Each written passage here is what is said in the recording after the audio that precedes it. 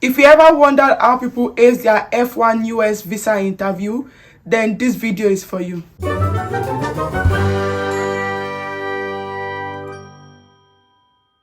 So we have a special guest on this channel today, all the way from US of A, and I'm going to allow him introduce himself. Shall I please introduce yourself? Yeah, I don't know if you can hear me, but Yeah. my name is Oluwashola, and people like Bemi they call me Showed Up. Oh yeah. Yeah, as far as way back as can't remember, plenty 2011, man. 2011. Yeah, so 11 freaking years. I yeah, can't so believe it. yep, yep, Wow. yep. Yeah, so you guys, this is Shola. Me and Shola, we go way back. Shola is my very good friend. And where do you live in the US again? So I'm living in Texas right now. I'm living in what's it called, Kingsville, Texas, Right. right now. Yeah, Okay. You put US is too big. I always try to understand what's happening in that country, very but very big. 6 months ago, I wasn't living here. I was living in Stockton, California. So oh yeah, my god, nah, I can't wrap my head around it. But yeah, just a bit of context. Shola is currently doing his masters in the US, and is one of the people that I know that they got their visas one time. Like when he applied, he went for the interview, and then he got it one time. And I also know that Shola help people. He prepares people for interview, and he gives them advice and all of that. So I said to him that please come and bless us on this channel. He's going to bless somebody out there. So I'm going to be asking Shola a few questions, and he's going to be giving us tips on, for people out there that are aspiring to go to the US to apply for the visa and all of that. So I'm going to be asking me questions, and he's going to be giving us tips. So yeah, and like I've said it, I want them to also hear from your mouth. Can you confirm that you applied for your visa once and then you got it? yeah. I applied for my visa once and I got it the one time I applied. Yeah, Right, good. That's really great news. And when I heard the news that I was moving abroad, I was really happy. And yes, I think Shola moved before I did, so it's one yeah. of the oldies out there. So So Shola, can you help us? Like, what exactly did you do when you were preparing for your interview? okay. So fast forward to applying for grad school. I mean, I did like probably like six applications to six Hmm. different schools. I was denied by about five. In fact, as a Wow. matter of fact, this current school I mean, I was denied also into a department. So my friend moved my application into another department. So I got Right. in. Yeah. And so, I mean, I went for the interview, and then my friend prepared myself and about six or seven other people. So Hmm. we usually would have like a mock sessions every Right. Sunday around this same time, right? Mhm. And then we'll take turns and he would, fire us questions, and you tell us, where we didn't answer right, how we should answer, what we should say, you Right. know, especially when you're caught on our wisdom, you might have been prepared for some certain questions, and Mm-hmm. um there's a particular question that they just throw at you, and then it's not even part of the Bamboozled. thing. Yeah, you are just surprised. So he told us how to, navigate such, Mm. times when you have situations like that. So, I mean, I prepared.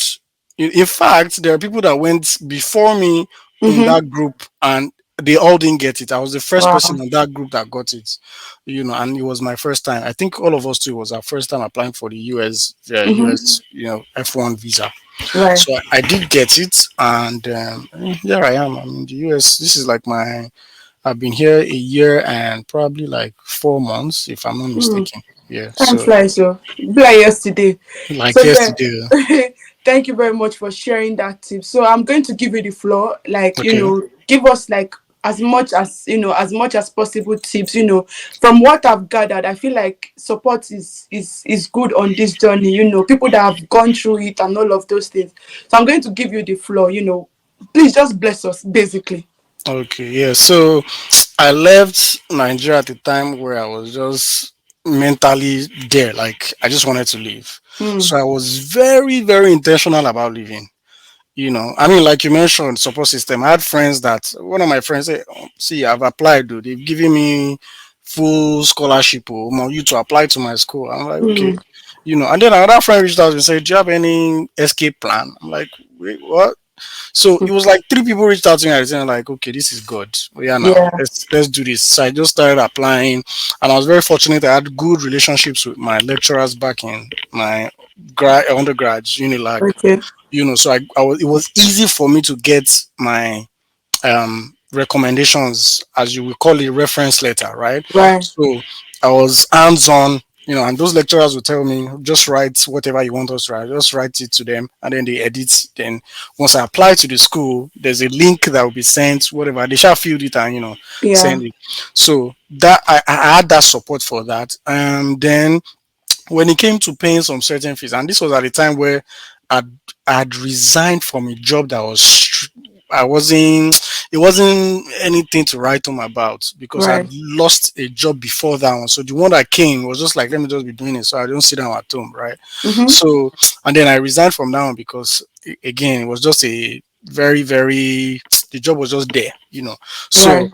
I had a support system, my older brother, this friend of mine that reached out to me and told me, "Oh, apply to my school, don't worry, just send me this, your reference letter, your statement of purpose, Mhm. your he said, don't worry, I'll take care of your application fee and all of Right. that.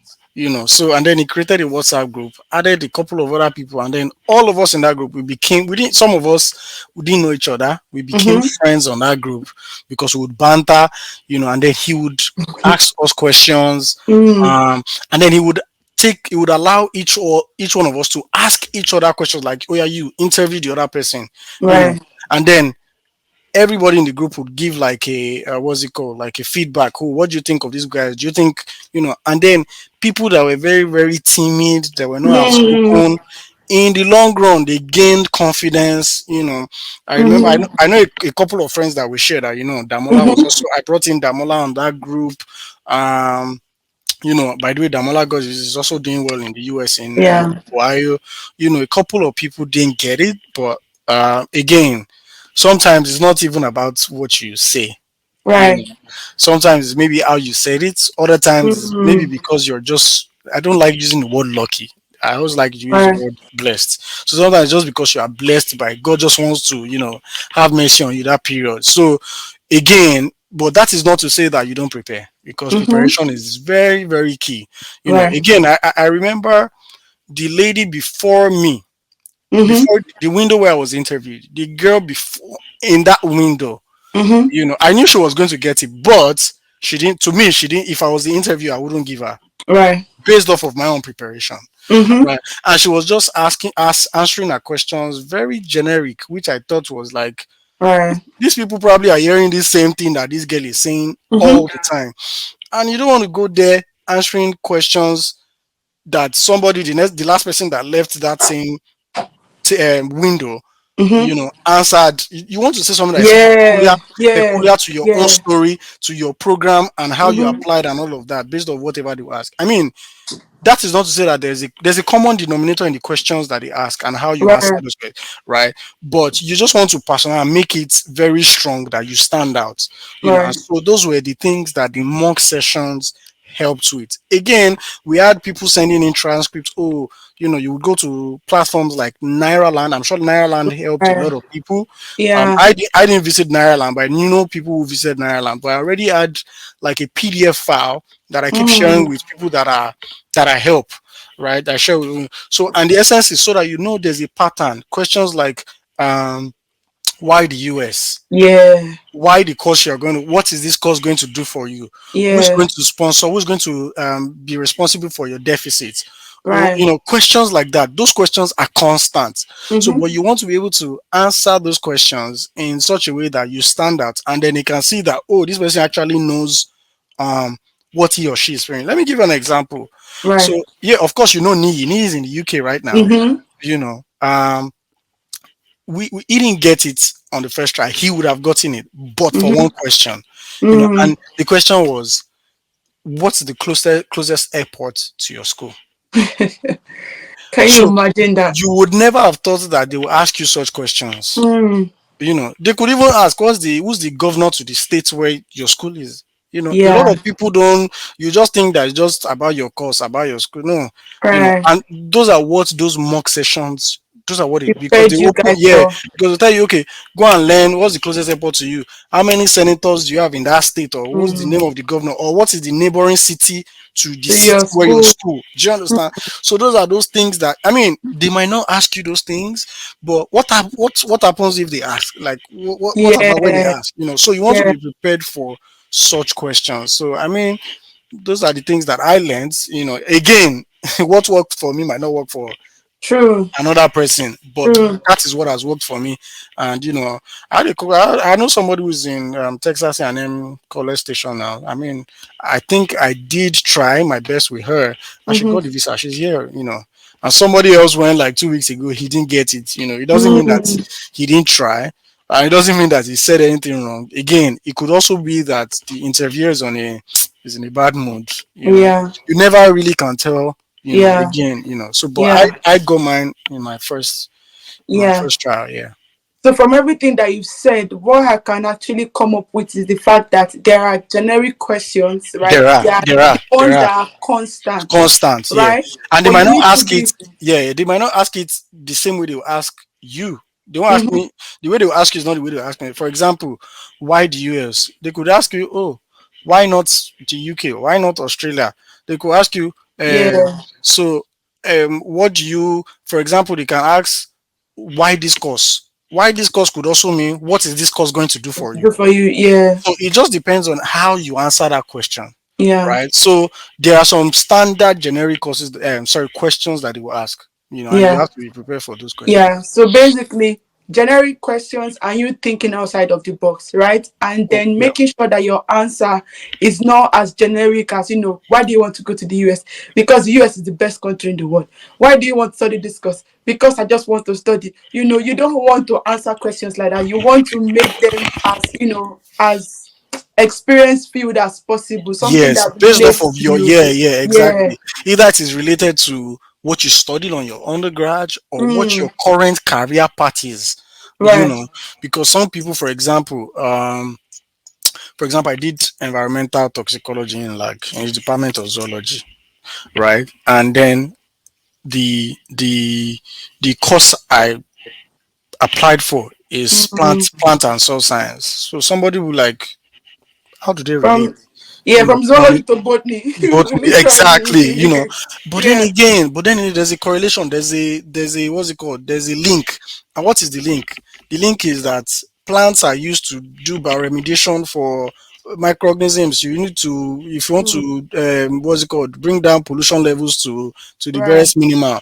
You can use, Environmental yeah, makes sense. you can use plants like what's it called? Cannabis sativa. You know, Right. so things like that, you relate it to your environmental toxicology. Like, okay, so that person. I mean, I was very strategic. So let me give you this. I was very, very strategic with my Strategic. answer. I was, like I said, you have to be intentional. So I Mm-hmm. knew that cannabis, weed, is a very controversial Topic. topic, or Yeah. so I decided that, I mean, there are other plants that you can use for bioremediation, Mm-hmm. however you want to have it. So but I decided to use that plant, as my own, what's it called, topic, just to Yeah. catch the attention of, so that he knows that this guy, he knows what he's saying. He's really enthusiastic about this research that Yeah. he wants to go for, that kind of thing. So I just I told him that we have a lot of cannabis sativa in Ondo State, in this Mm, place, and NDLA will just destroy, and we can channel those cannabis sativa to the oil region of Niger Delta, where we have gas flaring, where we have oil spills, even Lagos. And I even mentioned, because I did my interview in Lagos, I said even yeah. Lagos, where they've discovered oil, where I was part of the students that were taking Right. for the environmental impact assessment. I was just giving the guy, like the man was just shaking his head, and Mm. immediately I saw his hand on the white paper. So I You knew know, this one. say I knew this one. I already you sold don't this sell one. them. So yeah. So Yeah. So so you have to that's be intentional. Very, very key. right. Right. So that's it's short, but then it's very knowledge field, in the sense that, prepare for the general questions and also think outside the box. Right. Then don't make your answers too generic. Relate it to your life experience, and Exactly. Whether that your would. undergrad or your work experience, Mm, just there has to be a connection. And guess what? If what you want to go and study does not relate to what you did in your undergrad or your current work experience that you feel in mm. your application, there's a gray area. There's a red flag of some sort Yeah, there. yeah. Yes. Even in the UK, if it's not related to what you studied or where you work right now, they might call you for an interview. Like, let us know what is happening. Why the all of a sudden switch? So Right. kind of understand that. So like I said, Shola is still going to be with us on this channel, and I don't want this video to be too long. So in another video, Shola is going to be talking to us about things that students coming to the United States should do, things that they should not get involved with, how to just make your life easier and to settle well. And I want to tell you thank you, but yes, like I said, there's going to be another video. No So problem. I'll end this video here, and then we'll see Shola again in another video. See you guys. Bye. Bye.